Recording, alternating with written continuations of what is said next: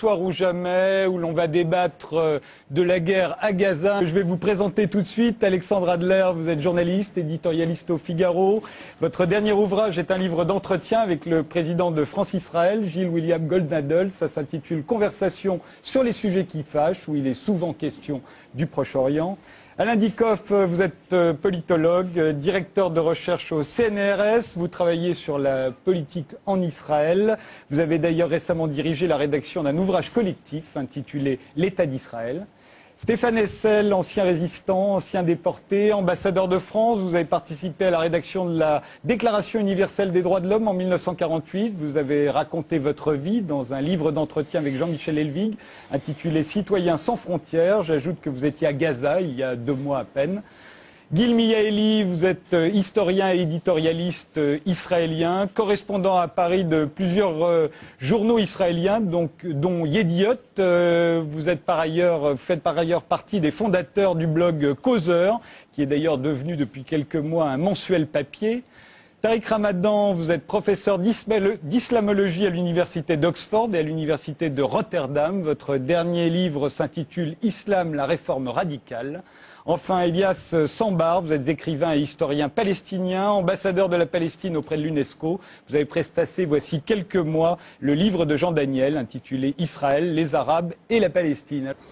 Oui, Tariq Ramadan, je vous donne tout de suite. Oui, j'aimerais réagir à 2 ou 3 interventions. Je pense d'abord qu'il y a quand même une chose qui est importante, c'est de mettre en évidence les vacances. Parce que les vacances de pouvoir, c'est lié aux élections. Lié aux élections, je crois que c'est un facteur important. Mais on ne peut pas quand même élargir tellement la perspective qu'on en oublie les faits. D'abord, moi, je ne parle pas de guerre. Parce qu'une guerre, c'est entre 2 armées. Il n'y a pas d'armée à Gaza. C'est aujourd'hui du massacre, un carnage. Et ce propos-là, ce terme-là, il vient de l'intérieur d'intellectuels israéliens qui parlent de carnage et qui se sont réveillés aussi. Et donc, ce n'est pas une guerre. C'est pas une guerre. Et quand on parle de trêve, quand on parle des 6 mois qui se sont passés, il y a des conditions qui sont liées à la trêve. Et l'une des conditions, c'était de lever effectivement le blocus. Ça n'a jamais été fait. Les gens étaient... pendant 2 ans, il y avait la famine.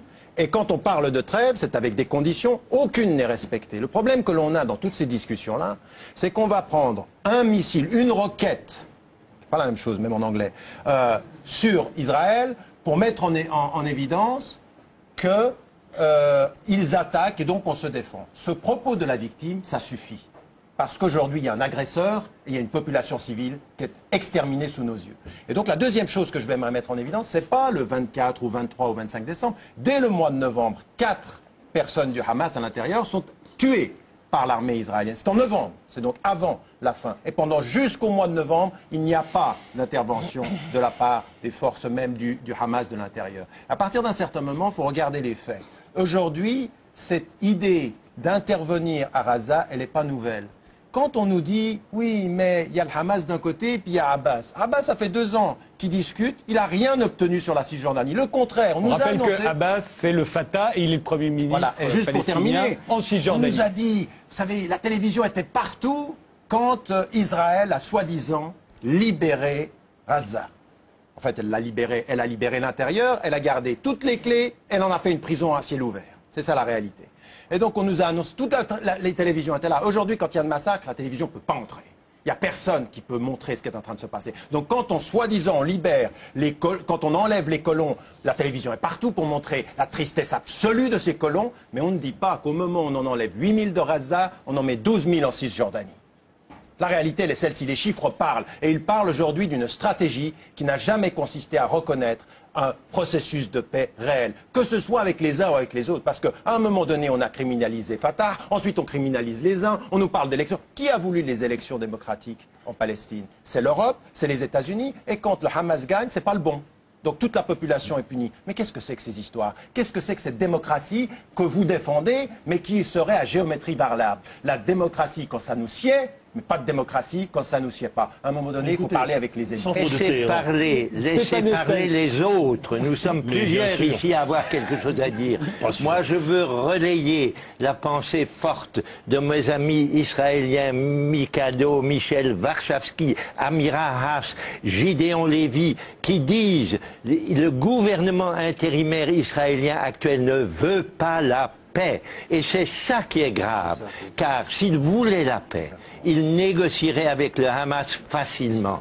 Le Hamas serait tout disposé à revenir simplement aux frontières de 1967. Il l'a dit à des interlocuteurs nombreux. Mais les Israéliens n'ont pas d'intérêt réel pour la paix. Ils veulent garder les colonies, ils veulent garder l'occupation. C'est ça qui est contraire au droit international, aux conventions de Genève. Moi, je suis un défenseur acharné du droit international qui est bafoué par Israël, au point maintenant, après ce qui se passe à Gaza, de pouvoir être traité par des hauts fonctionnaires internationaux comme criminels de guerre. Alors moi, je trouve très cynique, je sais de vous le dire, d'entendre dire, mais alors si on bombarde autant, pourquoi il n'y a pas plus de morts? Où sont-ils? Attendez, quand même, je veux dire, vous pouvez en arriver à ce cynisme-là. Les gens sont... C'est du cynisme, vous êtes dans le calcul et en essayant... Non. Je pense une seule chose, c'est que quand on entend... C'est pas à l'aveugle. Attendez, Un massacre, c'est Hama, 82, quand Assad liquide 20 000 frères musulmans. Ça, c'est à l'aveugle. Attendez, quand on frappe une école et puis qu'on tue les gens et qu'ensuite on essaye de... Est-ce que quelqu'un a ciblé une école? Attendez. Oui, après on dit il y avait des gens du Hamas et que l'ONU est en train de dire il n'y avait aucune personne du Hamas, il n'y avait aucun militant, il n'y avait aucun militaire. Je veux dire qu'aujourd'hui je ne comprends pas comment vous pouvez être assis ici, voir ce qui est en train de se passer et ne pas prendre une position simple qui est la seule qui soit la condamnation totale et absolue de ce qu'on est en train de voir et ne pas essayer de tourner ceci en compassion n'est pas raison. Israël est victime. C'est pas une compassion, c'est de la justice. Que si. Non, je suis pas du tout dans la compassion, je suis dans l'ordre de la justice. Madame, je comprends parfaitement votre réaction. Et je comprends parfaitement votre émotion. C'est celle que moi j'ai éprouvée de mon côté dans des circonstances différentes. Vous n'éprouvez pas là? Écoutez, oui, bien sûr. Est-ce que vous l'éprouvez là? Mais écoutez, voyez. Est-ce que vous condamnez ça? On ne fait pas ici une discussion à l'estomac.